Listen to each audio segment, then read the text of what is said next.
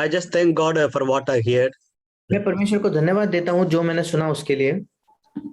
and I want to share something God's word encouraged me, challenged me in my own life. और मेरे अपने जीवन में जो परमेश्वर के वचन ने मुझे प्रोत्साहित किया और चुनौती दी, उससे मैं बांटना चाहता हूँ। I want to begin with the Isaiah, book of Isaiah, chapter 43, verse 7. और यशायाह उसका 43 उसके 7वें वचन से मैं शुरू करना चाहता हूँ। हर एक को जो मेरा कहलाता है, जिसको मैंने अपनी महिमा के लिए सृजा, जिसको मैंने रचा और बनाया है। Yes, we read God has created us and He has called us for His glory. यहाँ हम पढ़ते हैं कि परमेश्वर ने हमें सृजा है और अपनी महिमा के लिए हमें बुलाया भी है।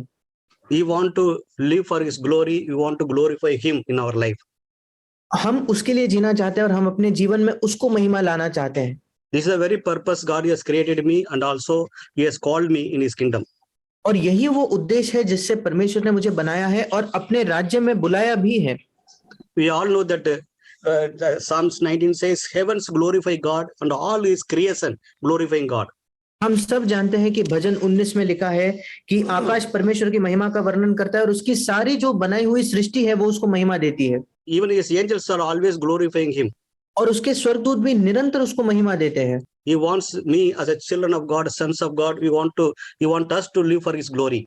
और वो चाहता है हम जो परमेश्वर की संतान, परमेश्वर के पुत्र है, कि हम भी उसकी महिमा के लिए जिए। That's why similarly, we all know that very familiar word in New Testament also, 1 Corinthians chapter 10, verse 31. We all know that.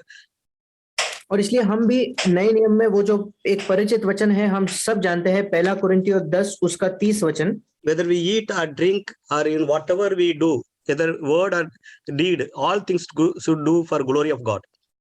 कि चाहे हम खाएं या पिए, जो कुछ करें हमें परमेश्वर की महिमा के लिए करना है। So this is the God's desires, God's wills for my life.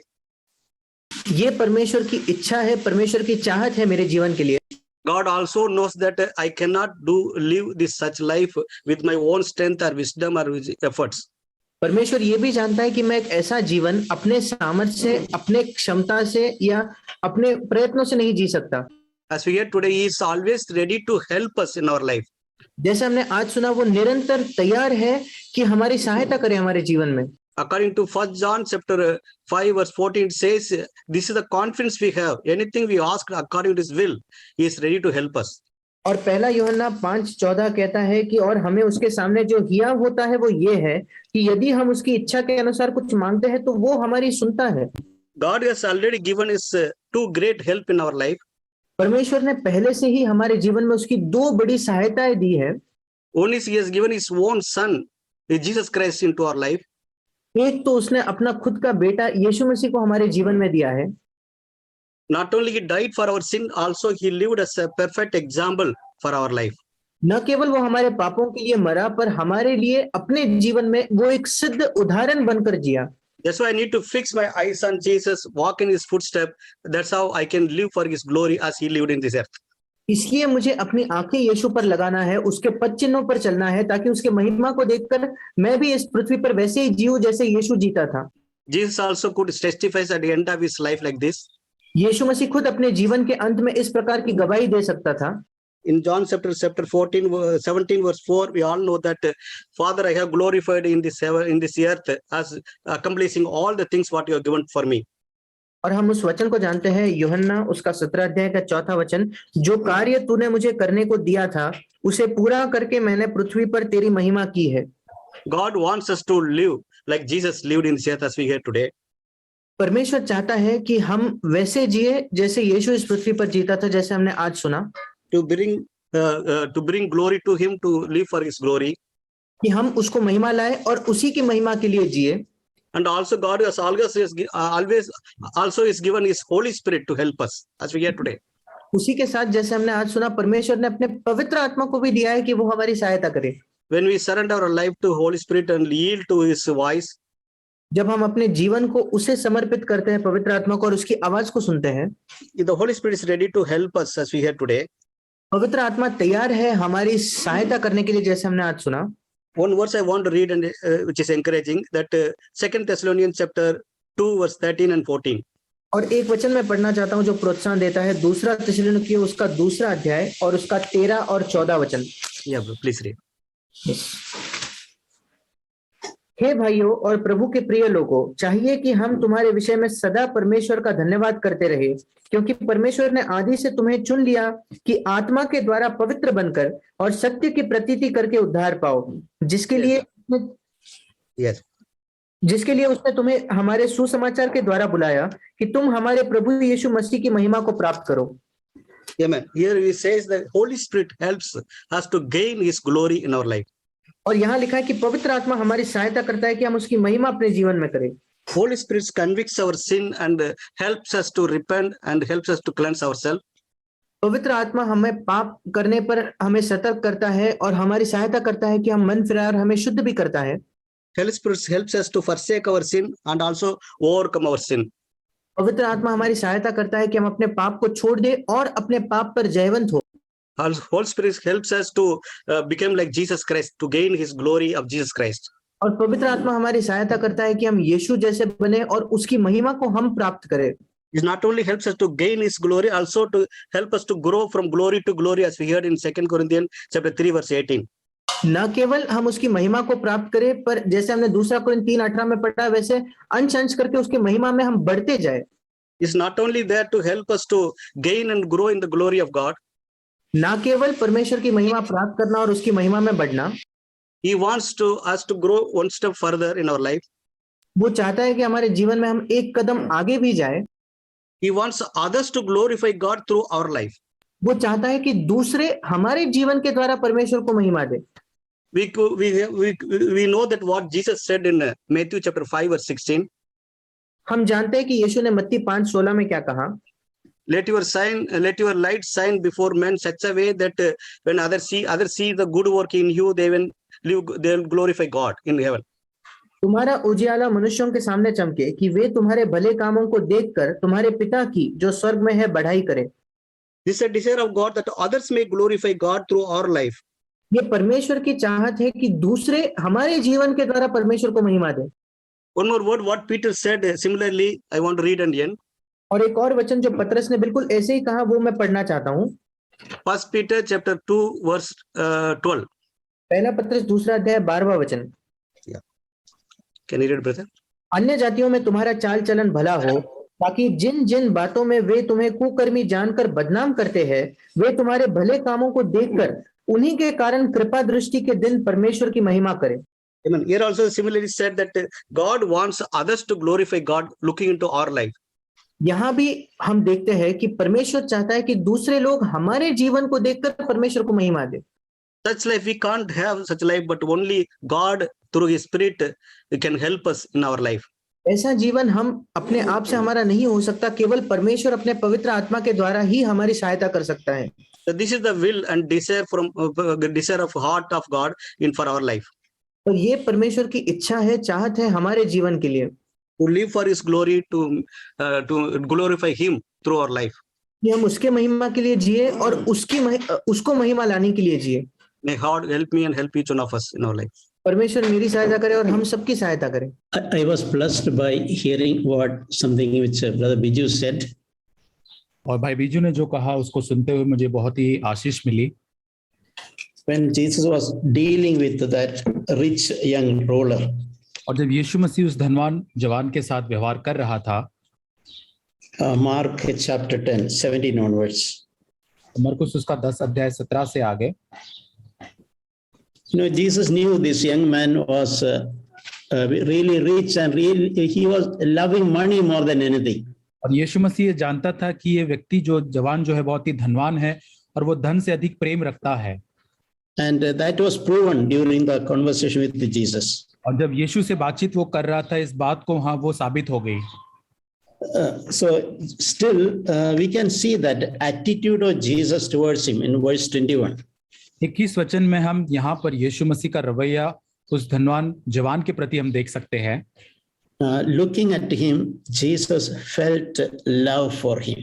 और वहां लिखा है मरकुस 10:21 में, यीशु ने उस पर दृष्टि करके उससे प्रेम किया। Even though Bible speaks so much about love of money.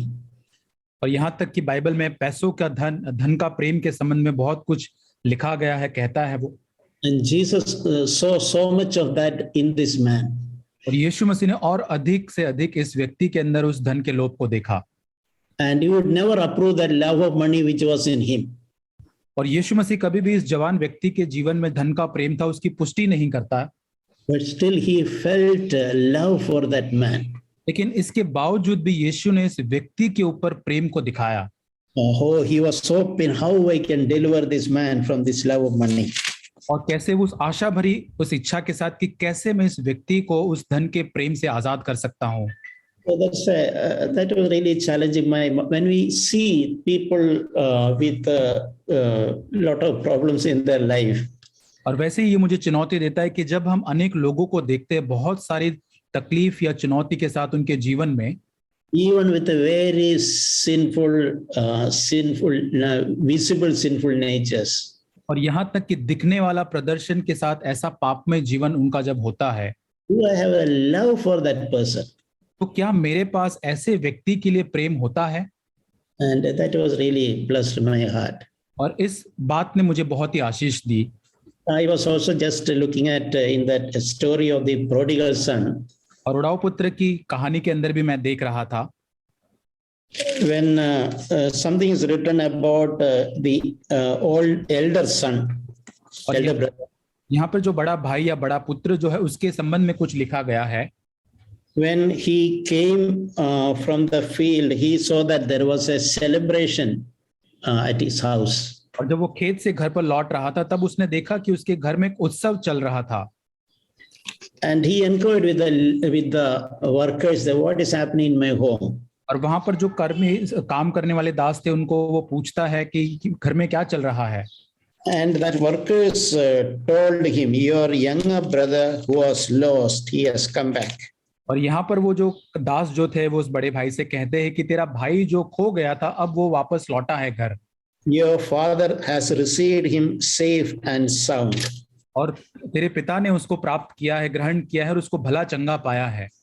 So we can see the elders brothers attitude toward him. और यहाँ पर हम देखते हैं कि उस बड़े बेटे के प्रति जो उसका रवैया क्या है। That's in Luke chapter 15 verse 28. और लूका रचित सुसमाचार 15 अध्याय वचन 28 में कहता है, He became angry and was not willing to go in. और वो बड़े लड़के के बारे में यहाँ लिखा है कि यह सुनकर वह क्रोध से भर गया और भीतर जाना नहीं चाहता था। He had no compassion for that brother who was restored. और वो बेटा जो लड़का जो पूरी तरह से उसका भाई पुनः स्थापित हो चुका था, अब उसके पास उसके लिए कोई दया या अनुकंपा नहीं है।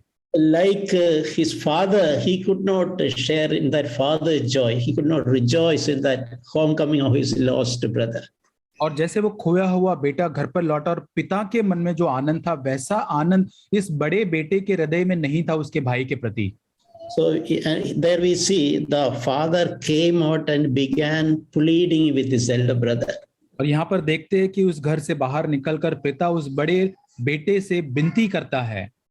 So when I was reading this, this thought was coming to me. और जब इस बात को मैं पढ़ता हूँ ये विचार मेरे मन में आता है, When the Lord is watching the attitude of me towards someone others.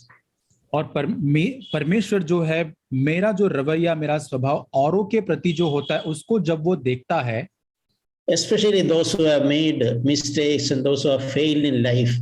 और खासकर उन लोगों के प्रति जो पूरी तरह से हारे हुए हैं या उन्होंने बहुत ही गलती की अपने जीवन में, ऐसे लोगों के प्रति What is my attitude towards them?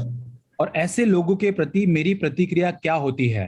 I was thinking, is the Heavenly Father pleading with me just like this father pleaded with that elder brother?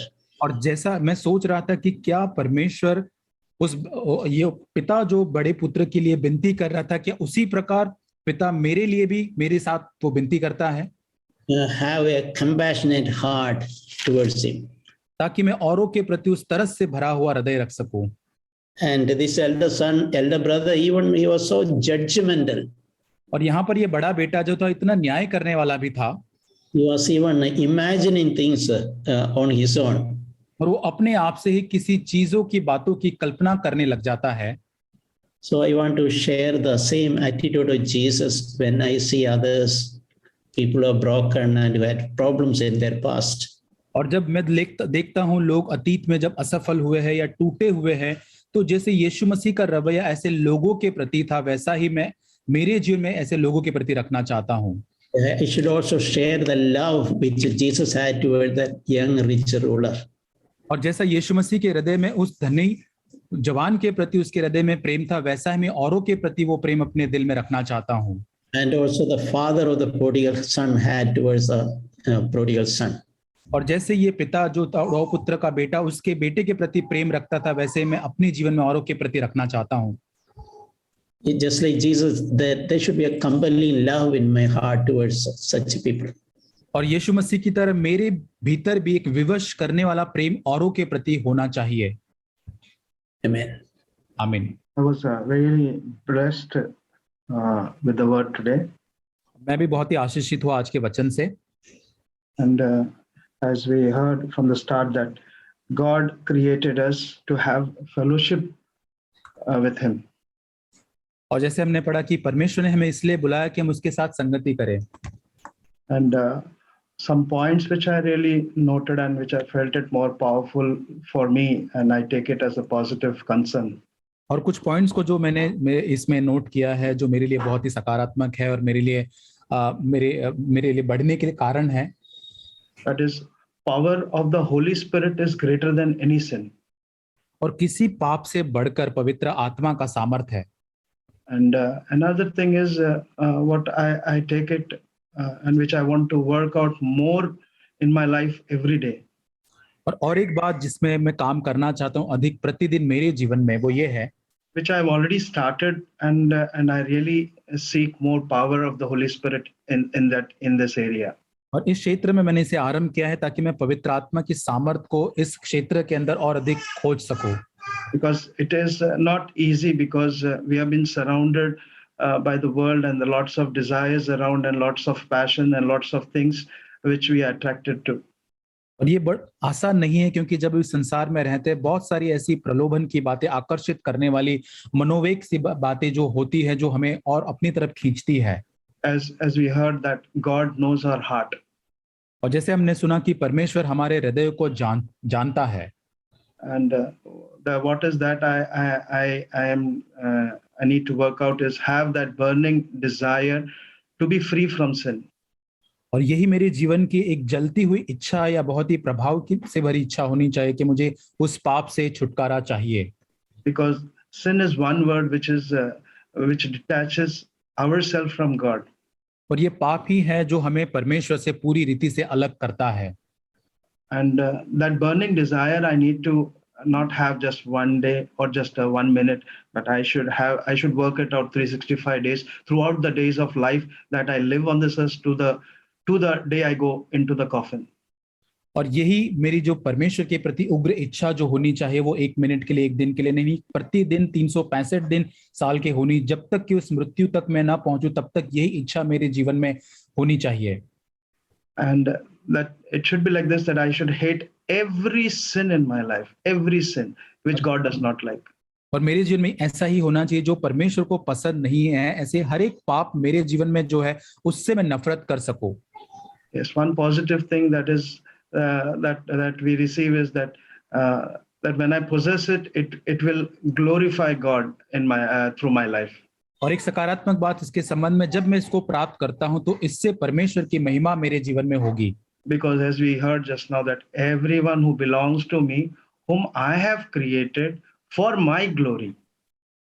और जैसे हमने अभी सुना कि जिसको मैंने रचा है वो इसलिए रचा है ताकि मैं अपनी महिमा के लिए मैंने उनको बनाया है। One thing what I need to understand is I am not created for myself. I am created for God, that I should glorify Him in every area of my life.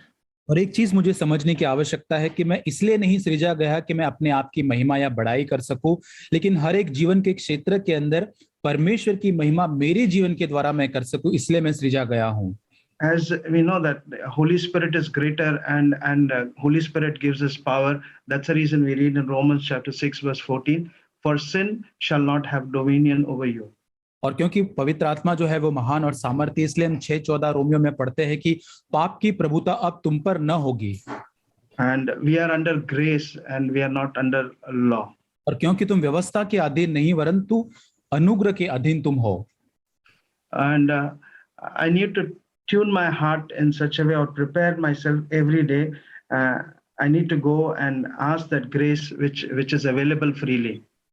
और मुझे अपने आप को तैयार करना है, अपने आप को इस प्रकार जोड़ना है जो ताकि जो अनुग्रह मेरे लिए पूरी तरह से मुफ्त में उपलब्ध है उसके द्वारा। Because because I cannot serve two masters at one time. I can do only one work. I cannot do two work at a time. और क्योंकि मैं एक ही साथ दो स्वामी की सेवा नहीं कर सकता, मैं एक समय पर एक ही कार्य को कर पाऊंगा। Because it's very difficult when we start confessing our sin. When we really think over it or examine ourselves every day, or even we think of the past what we have done, it will put us down. और यदि हम अपने अतीत के बारे में यदि हम सोचे तो कई बार होगा कि उन पापों को सोचकर हम अपने आप को नीचा देखेंगे। But God's grace is there which lifts us up when we really confess it with a real heart and mind. और जब हम एक सच्चे हृदय से सच्चे मन से अपने पापों को मानते हैं तो प्रभु का अनुग्रह हमको उठाता है, खड़ा करता है। One verse in 2 Thessalonians chapter 3 verse 5, it says like this: Now may the Lord direct your heart towards the love of God. और यहाँ पे लिखा है दूसरा थिस्सलुनीकियों 3 अध्याय वचन 5, परमेश्वर का प्रेम और मसीह के धीरज तुम्हें प्रभु तुम्हारे मन की अगुवाई करे। This is the heart I need to have, or I need to direct my heart towards the love of God. और इसी प्रकार मुझे मेरे मन को और मेरे हृदय को परमेश्वर के प्रेम की ओर अगुवाई करना है। And a second part of it says, and the endurance of Christ. और वहां लिखा है दूसरे भाग के अंदर उस वचन में कि मसीह के धीरज के द्वारा। Yes, I need to ask God that what endurance that you gave to Christ, you give that same power, same and enduring attitude that I to become like Christ and tune my life every day like that. और यही मुझे परमेश्वर से मांगना है कि प्रभु जिस प्रकार तूने यीशु मसीह को धीरज दिया उसी प्रकार प्रभु प्रतिदिन तू मुझे उसी धीरज उसी सामर्थ्य से भर ताकि मैं उसी प्रकार यीशु मसीह के उस धीरज में अपने आप को जोड़ सकूं। Yes, not to allow sin to reign in my mortal body. ताकि मेरे मरणहार देह के अंदर मैं पाप को अनुमति न दूं कि वो मुझ पर प्रभुता करे। In Romans 6:12 we read like that. और जैसे हम रोमियो की पत्री 6:12 में पढ़ते हैं, have that desire and that zeal every day and coming to God and taking that grace and working out every moment of my life.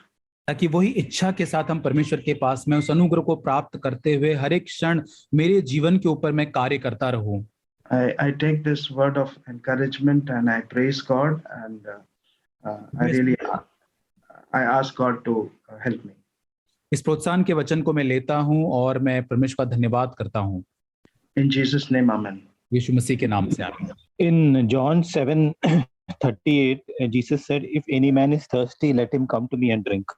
और यूहन्ना 7:38 में यीशु मसीह कहता है कि यदि कोई भी व्यक्ति यदि प्यासा हो तो मेरे पास आकर वो पिए।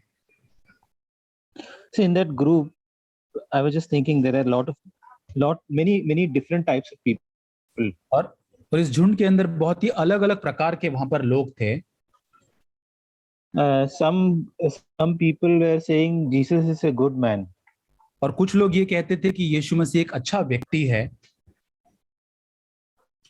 Some people were impressed by Jesus' teaching, saying, "How did such a man who is not educated get such wisdom?" और कुछ लोग जो झुंड में वो थे कि यीशु मसीह के शिक्षा से प्रभावित होते, कहते कि कैसा व्यक्ति कि जिसने कोई शिक्षा नहीं ली, किसने प्रभाव से ये बात करता है। And some people were saying that he's just deceiving us. He's not a true prophet. और कुछ लोग ये मानते थे कि ये तो केवल हमें धोखा दे रहा है, ये सच्चा नबी नहीं है। But Jesus, there was a lot of argument and discussion and a lot of things happening in that group. और उस झुंड के अंदर बहुत सारे विवाद हो रहे थे, बहुत सारी ऐसी बातें हो रही थी। So in the midst of all these words and all this argument and knowledge and all that, Jesus was saying that, is anyone thirsty to receive that real life of Jesus?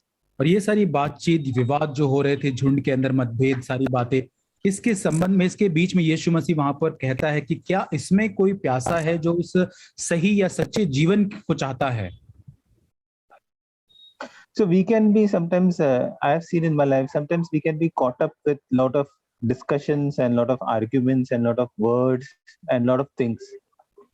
और मैं सोच रहा था कि कई बार हम बहुत सारी ऐसी चर्चा हो सकती है, विवाद हो सकते हैं, बहुत सारी ऐसी ज्ञान की बातें हो सकती है जिसके अंदर हम अपने आप को पाएंगे।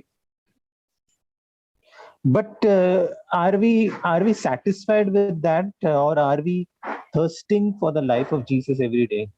लेकिन क्या हम उसी बातों में संतुष्ट है या प्रतिदिन हम यीशु मसीह के जीवन के लिए प्यासे हैं? Am I satisfied that I know about New Covenant more than many people, or am I really thirsting for the life of Jesus?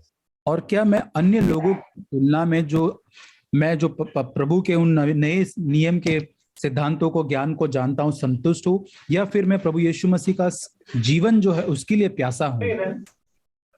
Am I satisfied that I'm coming to a CFC church where I have some good brothers and I can fellowship, and I think I am better than other churches, or am I really thirsting for the life of Jesus to deliver me from within? और क्या मैं संगति में जब मैं आता हूं तो अन्य भाई बहनों की संगति में आनंद उठाता हूं? क्या मैं उससे संतुष्ट हूं सीएफसी कलीसिया के अंदर आने के बाद, या फिर प्रभु यीशु मसीह का जीवन जो है उससे मैं चाहता हूं? So that is what Jesus is looking for me in my life, that I should not come to a place where I'm satisfied. Oh, I finally come to a right church with right people, but I'm thirsting for the life of Jesus every day. और यही परमेश्वर यीशु मसीह मेरे जीवन से चाहता है कि मैं उन सारी बातों से संतुष्ट न हूं कि मैं एक सही कलीसिया में जाता हूं, सही लोगों के साथ संगति करता हूं, लेकिन प्रतिदिन मेरे जीवन के अंदर यीशु मसीह के जीवन के लिए एक प्यास हो। I want to come close to him and have a helpless dependence and a cry in my heart for that life. और मैं उसके पास आना चाहता हूं और एक असहाय एक पुकार मेरे जीवन में मैं चाहता हूं कि मैं उसके ऊपर इस जीवन के लिए निर्भर रहूं। आमीन। आमीन। मैं प्रभु को बहुत धन्यवाद देता हूं आज के वचनों के लिए। सच में इन वचनों के द्वारा मेरा हृदय बहुत आशीषित हुआ है। तो जैसे विजय ब्रदर सिखा रहे थे, दूसरे ग्रंथी 3:16 वहां पे लिखा है, परंतु जब कभी उनका हृदय प्रभु की ओर फिरेगा तब वो पर्दा उठ जाएगा। प्रभु तो आत्मा है, और जहां कहीं प्रभु का आत्मा है वहां स्वतंत्रता है। ये वचन में मेरे हृदय को छुआ, क्योंकि जब हम संगति में बैठते हैं तो परमेश्वर की आत्मा जरूर हमसे बातें करती है। तो मेरे अंदर ये वचन, एक मरकुस 7:16 में जो वचन है, कहीं ना कहीं मेरे हृदय में आ रहा है ये आवाज कि यदि किसी के सुनने के कान हो तो सुन ले। तो ये वचन से मेरा हृदय में बात कर रहा था कि यदि किसी के कान, सुनने के कान हो तो सुन ले। तो हमारे सुनने वाले कान जरूर होने चाहिए जब हम संगति में बैठते, जब कोई प्रभु का दास हमारे लिए वचन शेयर करता है तो हमारे सुनने वाले कान होने चाहिए। तो मैं यही प्रभु से मांग रहा था कि प्रभु सुनने वाले कान मुझे दे, ताकि मैं ये तेरे पवित्र वचन है, तेरे दास के द्वारा जो आ रहे हैं वो मेरे हृदय में आए। तो सचमुच में प्रभु ने इस वचन से मेरे हृदय में बात किया कि जब हृदय प्रभु की ओर फिरेगा तो पर्दा उठ जाएगा, और जहां प्रभु की आत्मा है वहां स्वतंत्रता है।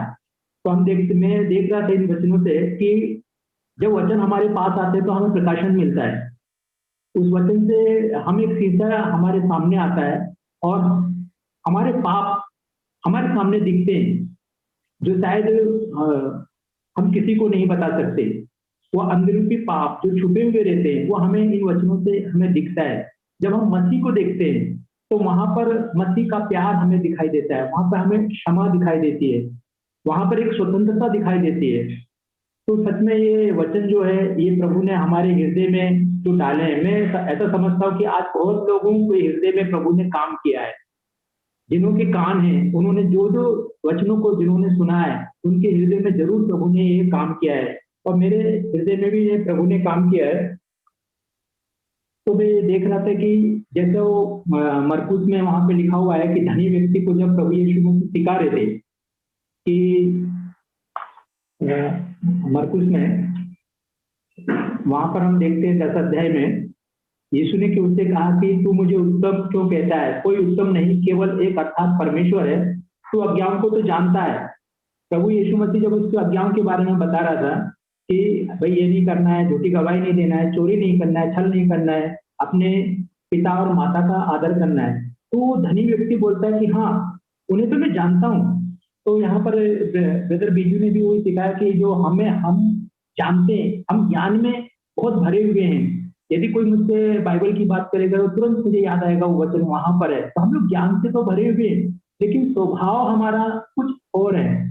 और मैं अपने आप को देख रहा था कि सच में हम लोग मैं एक एक्टिंग करने वाला हूँ कि जब मैं घर में रहता हूँ तो मेरा स्वभाव कुछ अलग रहता है, जब मैं ऑफिस में जाऊंगा वहां पर मेरा स्वभाव कुछ अलग हो जाएगा, और जब अपने संतों के दासों के बीच में रहेंगे तो वहां मेरा स्वभाव कुछ अलग रहेगा। तो ये स्वभाव सिर्फ हम लोग ज्ञान से भरे हुए हैं, तो इसलिए हमारे स्वभाव बदलते जाते हैं, लेकिन हमारा हृदय जो एक होना चाहिए, जो प्रभु की ओर होना चाहिए, वो हृदय में स्वभाव नहीं आता है। तो मैं भी सोचता हूँ कि धनी विवेक जैसा ही मेरा स्वभाव है कि ज्ञान में तो भरा हुआ हूँ, हाँ मैं जानता हूँ, लेकिन मेरा हृदय परिवर्तन होना बहुत जरूरी है। तो मैं प्रभु को धन्यवाद देता हूँ इन वचनों से। प्रभु ने मेरे हृदय से बात किया, नहीं कि मेरे स्वभाव मेरा प्रभु का जैसा होना चाहिए, कि जहां पर प्रभु की आत्मा है वहां पर स्वतंत्रता है, वहां पर छुटकारा है। तो हम परमेश्वर के वचन के प्रकाश में हम अपने पापों को हमें मान लेना है। जब आज ये वचन मेरे हृदय में आया, मेरे पाप मुझे दिखाई दिए, तो मुझे तुरंत मेरे प्रभु की ओर आना चाहिए, क्योंकि मेरा प्रभु यीशु मेरे पापों से छुटकारा देने में विश्वास योग्य है। जैसे कि पहला यूहन्ना में 1:9 में हम सब जानते हैं कि जो कोई प्रभु के पास आएगा तो वहां पर प्रभु की दया, प्रभु की क्षमा हमको मिलेगी, और प्रभु का स्वभाव हमारे हृदय में आएगा। क्यों? क्योंकि वो इतना सक्षम है, इतना हमारे हृदय को बदलने वाला और शक्तिमान है। हम अपने आप को अपने ज्ञान से नहीं बदल सकते, लेकिन जब हम प्रभु के पास आएंगे तो अवश्य वो हमसे इतना प्यार करता है, क्योंकि हम जानते हैं कि प्रभु यीशु एक बद होने वाले मेमना के समान अपने आप को हमारे लिए दे दिया। तो जब हम उसके पास आएंगे, हम लौटेंगे, हम फिरेंगे उसके पास में और अपने पापों को मान लेंगे कि हाँ प्रभु मैं एक्टिंग बाज हूँ, मैं घर में कहीं और, ऑफिस में कहीं कुछ और अपने प्रभु के लोगों के बीच में कुछ और। जब हम अपने पापों को मान लेंगे तो प्रभु सच में हमें एक नया हृदय दे देगा, और हमारे अंदर जो ये ज्ञान का जो भरा हुआ है, वो जो ज्ञान जो है वो हमारे हृदय में उड़ेगा कि ज्ञान नहीं, तुम हृदय में प्रकाशमान हो जाओ, तुम्हारा स्वभाव बदल जाए। तो प्रभु के सामने हमें मानना है, और ताकि प्रभु हमें एक नया हृदय दे दे। जैसे यजेकियेल में हमें बताया कि वो हमारे कठोर और पत्थर हृदय को दूर करेगा और एक मांस का हृदय दे देगा, ताकि हम उसकी विधि और उसके नियम पे चल पाए। ये तभी मुमकिन है जब हम हमारे सुनने के कान हो और हम उस वचन को देखें, सुने, और अपने जब हमारे पाप प्रकट होते तो हमें तुरंत घुटनों पे आकर के अपने प्रभु के सामने अंगीकार करना है कि प्रभु मेरे अंदर ये कमी है। तो जरूर जहां प्रभु की आत्मा है वहां स्वतंत्रता है, छुटकारा है। तो मैं समझता हूँ कि वो छुटकारा हमें देगा, और वो पापी स्वभाव निकाल करके प्रभु अपना प्रेम, अपना आशीष हमारे ऊपर उड़ेल देगा। जैसा प्रभु का हृदय, वो हृदय हमें देने वाला हमारा सर्वशक्तिमान प्रभु है, ऐसा करने में वो सक्षम है। मैं प्रभु को बहुत धन्यवाद देता हूँ। वचनों से प्रभु ने मेरे अंदर बहुत बात किया, और मेरे हृदय जो मांस पत्थर का हृदय निकाल करके आज प्रभु ने मांस का हृदय दिया है, और मैं उसे ग्रहण भी करता हूँ, स्वीकारता हूँ। प्रभु हम सबको इन वचनों से आशीषित करे। Thank you. आमीन।